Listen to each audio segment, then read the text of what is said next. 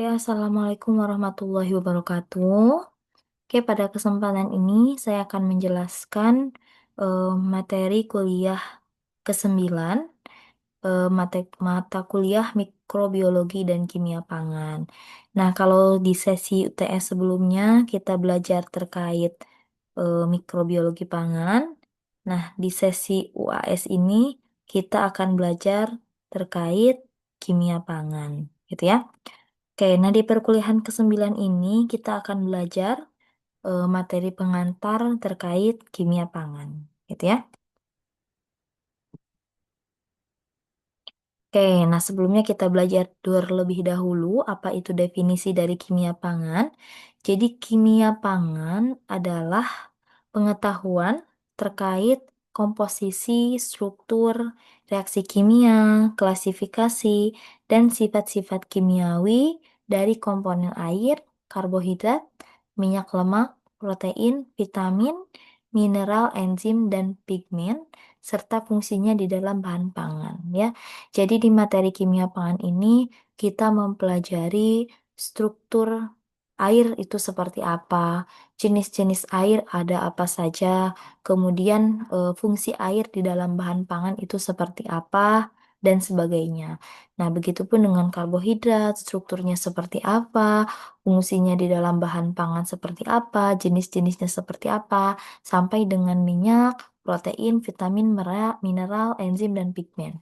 Nah, semua itu dipelajari di kimia pangan. Nah, kemudian selain mempelajari terkait hal-hal tersebut, kimia pangan juga merupakan pemahaman dan pengertian tentang perubahan kimia yang terjadi pada bahan sejak pasca panen ataupun pengolahan. Misalkan setelah pangan tertentu diolah atau dikeringkan, apakah kadar airnya ada yang berubah? Apakah ada kerusakan terhadap komponen karbohidrat, protein, dan sebagainya. Nah, semuanya itu dipelajari di kimia pangan. Oke, nah selanjutnya, nah kimia pangan berarti kan kita belajar terkait komponen kimia dalam bahan pangan. Nah, komponen kimia itu ada dua kategori, ada komponen makro dan komponen mikro. Nah, kalau komponen makro itu adalah komponen yang paling banyak dibutuhkan oleh tubuh manusia untuk metabolisme gitu ya. Contohnya manusia banyak gitu ya membutuhkan air, karbohidrat, lemak, ataupun protein yang bersumber dari bahan pangan gitu ya. Jadi memang kalau makanan seimbang gitu ya, makanan sehat dan seimbang berarti kan contohnya harus mengandung karbohidrat, lemak, dan protein. Nah, ini komponen makro. Kemudian selain komponen makro, ada yang disebut dengan komponen mikro. Nah, kalau komponen mikro adalah komponen yang dibutuhkan tidak banyak, artinya hanya dibutuhkan sedikit untuk metabolisme di dalam tubuh manusia. Nah, komponen mikro itu ada vitamin, ada mineral, kemudian ada senyawa organik lainnya. Gitu ya. Nah, kita bahas komponen makro yang pertama yaitu air, ya. Jadi air itu adalah senyawa penting di dalam bahan pangan, gitu ya. Nah, begitupun dengan manusia. Nah, manusia ini dalam metabolismenya membutuhkan air, ya. Jadi kan ada minimal ya konsumsi air itu adalah eh, 5 liter, 2 liter ya. 2 liter itu adalah minimal idealnya konsumsi air gitu ya setiap harinya. Oke, nah ke selanjutnya adalah air itu tersusun jadi secara kimia atau struktur kimianya, air itu tersusun dari atom hidrogen dan oksigen ya. Jadi kalau misalkan teman-teman sudah mempelajari di tabel periodik kan ada hidrogen, oksigen, ada natrium, magnesium. Nah, air ini tersusun dari dua komponen, yaitu komponen hidrogen dan komponen oksigen. Nah, yang berikatan kovalen membentuk molekul H2O ya. Jadi di dalam air ini ada satu molekul oksigen ya bermuatan negatif dan dua molekul hidrogen bermuatan positif. Nah, atom-atom ini saling berikatan ya, disebut dengan ikatan kovalen, gitu ya. Jadi ikatan yang menghubungkan oksigen dan hidrogen ini disebut dengan ikatan kovalen, ya. Nah, kemudian setiap bahan ini, bahan pangan, mengandung air dengan jumlah yang berbeda. Ya, contohnya, susu mengandung air yang banyak, ya. Sedangkan produk kacang-kacangan seperti serealia, kedelai, gandum, nah biasanya mengandung kadar air yang sedikit, seperti itu ya. Jadi kadar air setiap bahan berbeda-beda. Nah, kemudian air dalam bahan pangan ini berperan dalam mempengaruhi kesegaran, stabilitas, keawetan, kemudahan reaksi kimia, aktivitas enzim, serta pertumbuhan mikroba. Semakin banyak kandungan air dalam bahan pangan, semakin mudah bahan pangan itu untuk mengalami kerusakan oleh mikroba. Karena salah satu media pertumbuhan mikroba adalah media yang kaya akan air atau media yang kadar airnya tinggi. Nah, pasti mudah untuk ditumbuhi oleh mikroba. Nah, kemudian selanjutnya, air ini ada 3 jenis ya. Ada air bebas, kemudian ada air terserap dalam jaringan atau terikat secara fisik, dan yang terakhir adalah air yang terikat secara kimiawi. Nah, ini nanti kita bahas lebih lengkap di topik terkait khusus air, gitu ya. Nah, selain air, ada yang namanya karbohidrat. Nah, kalau karbohidrat ini adalah senyawa organik yang berasal dari fotosintesis tanaman ya. Jadi kan tanaman ini dia memproses gitu ya karbon dioksida gitu ya, menghasilkan air ya, menghasilkan oksigen dan energi gitu ya. Kemudian juga menghasilkan karbohidrat gitu ya. Nah, karbohidrat ini adalah hasil dari fotosintesis tanaman. Contohnya karbohidrat misalkan di dalam apel ataupun karbohidrat di dalam pisang. Nah, ini kan dihasilkan karena ada yang namanya proses fotosintesis gitu ya. Sehingga tumbuhan bisa menghasilkan bunga dan buah. Nah, karbohidrat ini tersusun dari 3 atom. Jadi kalau misalkan air tersusun dari hidrogen dan oksigen, kalau karbohidrat tersusun dari atom karbon, oksigen, dan hidrogen, gitu ya. Nah, ini karbohidrat ini penggolongannya ada berbagai macam. Ada yang namanya monosakarida. Berarti monosakarida ini terdiri hanya satu molekul ya, molekul karbohidrat. Kalau disakarida terdiri dari 2 molekul karbohidrat, ya. Kalau oligosakarida dan polisakarida berarti terdiri dari banyak molekul karbohidrat. Nah, monosakarida itu ada 3 jenis ya. Ada glukosa, ada galaktosa, dan ada fruktosa. Nah, setiap komponen ini memiliki atom karbon, oksigen, dan hidrogen yang berbeda. Seperti itu ya. Nah, ini bisa dilihat dari strukturnya. Nah, kemudian ada disakarida. Disakarida ini adalah komponen yang terdiri dari 2 monosakarida. Contohnya, gula pasir. Nah, gula pasir itu kan disebut bahasa ilmiahnya itu adalah sukrosa. Nah, gula pasir atau sukrosa ini terdiri dari komponen glukosa dan fruktosa. Nah, jadi glukosa dan fruktosa ini berikatan, ya, nanti disebut ikatannya adalah ikatan glikosida. Jadi ikatan glikosida ini adalah ikatan yang menghubungkan 2 monomer monosakarida, ya. Nah, nanti glukosa dengan fruktosa berikatan dengan bantuan dengan ikatan glikosida membentuk sukrosa atau gula pasir. Kemudian ada namanya laktosa atau gula susu. Nah, kalau gula susu ini terdiri dari campuran atau ikatan antara glukosa dan galaktosa. Nah, dan sebagainya gitu ya, banyak lagi gitu ya. Kemudian secara metabolisme, karbohidrat ini dibagi menjadi 2. Ada karbohidrat yang dapat dicerna, contohnya ini glukosa. glukosa nanti bisa dicerna ya dalam metabolisme dan dirubah menjadi energi. Kemudian ada karbohidrat yang tidak dapat dicerna. Contohnya apa? Contohnya adalah serat. Jadi ketika kita mengkonsumsi serat, nah serat ini tidak akan dicerna gitu ya. Jadi setelah kita masuk ke mulut, nah serat ini masuk ke lambung dan langsung masuk ke usus besar dan usus halus gitu ya. Jadi kalau kita bisa mengkonsumsi serat, nah ini tidak akan dicerna di dalam tubuh gitu ya. Tetapi beda dengan kita mengkonsumsi nasi. Nah, kalau misalkan nasi nih yang mengandung karbohidrat. Nah, ini kan masuk ke dalam mulut. Kemudian di dalam mulut itu ada yang namanya enzim amilase atau enzim petialin.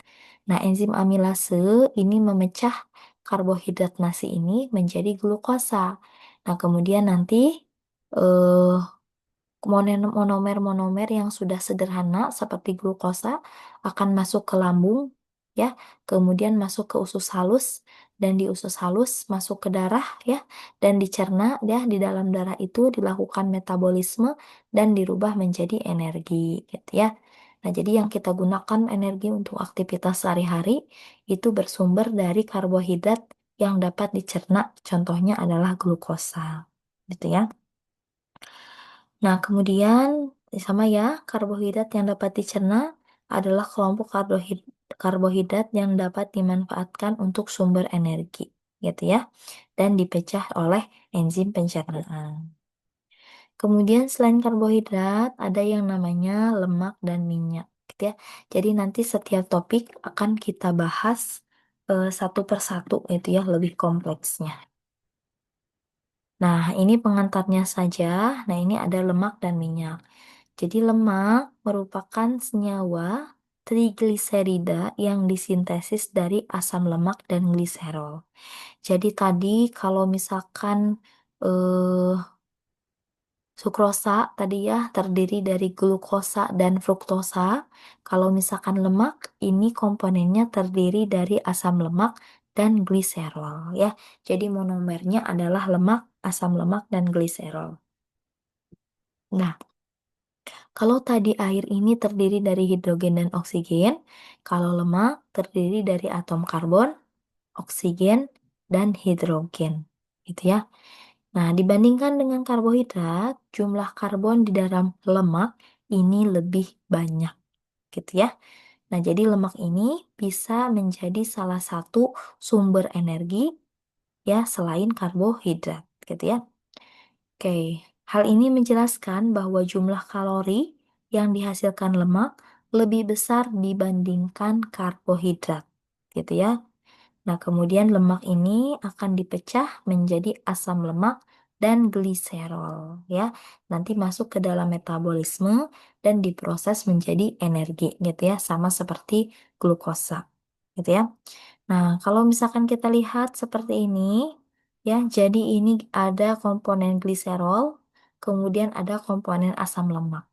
Nah, jika dua komponen ini berikatan, ya, akan menghasilkan yang namanya lemak ataupun minyak, gitu ya. Oke, seperti itu ya. Nah, kemudian asam lemak ini, ya, tadi kan ada gliserol dan asam lemak, ya. Asam lemak ini dapat dikelompokkan menjadi asam lemak esensial dan asam lemak non-esensial, gitu ya. Nah, asam lemak esensial adalah asam lemak yang tidak dapat disintesis oleh tubuh, gitu ya, sehingga harus disuplai dari bahan pangan, ya. Contohnya asam lemak oleat, linoleat, dan linolenat, ya. Jadi memang kenapa kita mengkonsumsi harus misalkan mengkonsumsi lemak karena tubuh kita membutuhkan asam lemak tadi ya, asam lemak esensial ya. Jadi memang tubuh kita ini tidak bisa memproduksi asam lemak tertentu ya. Contohnya oleat dan linoleat. Nah, ini contohnya misalkan asam lemak yang bersumber dari kedelai. Nah, kenapa kita perlu mengkonsumsi kedelai? Karena di dalam kedelai ini ada asam lemak esensial atau asam lemak yang tidak dapat diproduksi oleh tubuh kita sendiri. Gitu ya. Jadi ketika kita mengkonsumsi bahan pangan, selain harus mengandung karbohidrat, juga harus mengandung lemak. Nah, kenapa? Karena lemak ini adalah salah satu sumber energi selain karbohidrat. Jadi ketika karbohidrat ini sudah habis misalkan di metabolisme menjadi energi, maka tubuh kita akan memetabolisme lemak menjadi energi, gitu ya. Jadi lemak ini bisa disebut cadangan energi selain karbohidrat. Kemudian selain lemak, kita akan belajar protein, gitu ya. Nah, protein, nah ini tersusun ya dari atom karbon, oksigen, hidrogen, nitrogen, dan sulfur gitu ya. Nah, beberapa ada yang mengandung sulfur. Nah, protein ini tadi kalau misalkan lemak tersusun dari monomer asam lemak dan gliserol. Kalau protein monomer penyusunnya adalah asam amino ya. Jadi protein ini ketika dipecah menjadi asam amino, gitu ya. Jadi contohnya protein daging. Nah, protein di dalam daging ini bukan hanya terdiri dari satu asam amino, tetapi banyak asam amino yang berikatan satu sama lain. Kalau tadi sukrosa, monomernya adalah glukosa dan fruktosa. Kalau protein, monomernya adalah asam amino, gitu ya. Jadi kalau kita lihat ini ada atom karbon berikatan dengan NH2. NH2 ini disebut gugus amina, kemudian berikatan dengan hidrogen, kemudian dengan gugus karboksil atau COOH, dan gugus R. Nah, gugus R ini adalah gugus yang memberikan karakteristik tertentu terhadap setiap asam amino. Nah, jadi asam amino itu bukan hanya ada satu jenis, banyak jenisnya ya. Ada asam amino alanin, fenilalanin, ada asam amino glutamat, dan masih banyak lagi. Gitu ya. Nah, contohnya yang memberikan rasa gurih itu eh, bersumber dari asam amino glutamat. Gitu ya. Nah, jadi asam amino ini nanti berikatan satu sama lain membentuk yang namanya makromolekul disebut dengan protein. Nah, asam amino yang satu dengan yang lain ini berikatan satu sama lain disebutnya dengan ikatan peptida. Kalau tadi monomer glukosa dan fruktosa berikatan dengan ikatan glikosida, kalau protein asam aminonya asam amino satu dengan asam amino lain berikatan dengan ikatan peptida, gitu ya. Nah, protein ini bisa dilihat ya ini asam amino satu misalkan dengan asam amino 2 berikatan ya disebut ikatan peptida dan dihasilkan protein gitu ya. Nah, protein ini sumbernya banyak ya, ada dari nabati seperti kacang-kacangan ataupun hewani, susu, telur, daging ataupun ikan gitu ya. Nah, selain protein, kita juga akan belajar terkait enzim. Nah, enzim ini sebenarnya adalah protein yang dihasilkan oleh sel hidup, gitu ya. Jadi enzim ini adalah protein di dalam tubuh manusia, ya. Jadi yang menyusun enzim adalah protein. Nah, karena enzim ini tersusun dari protein, maka kurang lebih karakteristik enzim sama dengan protein. Jadi kalau misalkan kita lihat telur, telur kan protein hewani, gitu ya. Ketika dimasak, protein misalkan albumin ya, protein telur, putih telur ini yang tadinya bentuknya cair gitu ya, putih telur ketika dimasak akan memadat. Nah, ini eh, disebut dengan denaturasi protein ya. Jadi proteinnya nanti akan menggumpal. Sama dengan enzim. Karena enzim ini tersusun dari protein, maka ketika enzim ini terpapar oleh suhu yang tinggi, maka enzim ini akan mengalami penggumpalan gitu ya, sama dengan protein telur. Nah, enzim ini fungsinya adalah sebagai katalis dalam sistem biologis. Artinya, mempercepat proses atau reaksi kimia tertentu. Ya, nah, hampir semua enzim merupakan protein, gitu ya. Nah, contohnya apa? Contoh enzim dalam mulut, misalkan enzim amilase. Enzim amilase ini fungsinya adalah memecah karbohidrat kompleks, misalkan di dalam nasi, menjadi monomer yang lebih sederhana yaitu glukosa. Ya, nasi atau karbohidrat kompleks di dalam nasi ini tidak bisa langsung dimetabolisme oleh sel tubuh kita dirubah menjadi energi. Ya, nasi atau karbohidrat kompleks ini harus diuraikan dulu menjadi monomer kecil atau monomer sederhana seperti glukosa, baru bisa masuk ke dalam metabolisme sel hidup kita, baru bisa dirubah menjadi energi. Nah, enzim ini fungsinya tadi memecah karbohidrat kompleks di dalam nasi menjadi monomer sederhana, yaitu glukosa. Selain amilase, ada enzim pepsin ataupun lipase di dalam lambung. Fungsinya sama, yaitu memecah makromolekul atau komponen yang kompleks atau protein kompleks ya menjadi monomer yang lebih sederhana. Berarti kalau tadi karbohidrat kompleks dipecah menjadi glukosa, kalau misalkan protein nanti dipecah menjadi asam amino ya. Kalau lemak tadi dipecah menjadi asam lemak dan gliserol gitu ya. Nah, yang memecah-memecah ini fungsinya yang memecah ini siapa? Yaitu enzim gitu ya. Nah, selain enzim ada juga vitamin ya. Jadi vitamin ini adalah senyawa kompleks yang membantu proses kegiatan di dalam tubuh kita gitu ya. Contoh vitamin banyak ya. Ada vitamin larut lemak, contoh vitamin A untuk membantu kesehatan mata gitu ya. Vitamin D untuk membantu proses pembentukan tulang. Kemudian ada vitamin E dan K gitu ya untuk membantu proses untuk menjaga kesehatan kulit dan sebagainya. Kemudian ada vitamin B kompleks seperti omega 3, omega 9 yang membantu apa namanya? Meningkatkan kinerja otak. Kemudian ada vitamin C untuk meningkatkan sistem imun dan sebagainya. Nah, ini fungsi vitamin untuk membantu proses kegiatan atau metabolisme di dalam tubuh kita gitu ya, agar kinerjanya lebih baik. Kemudian selain vitamin, ada mineral ya.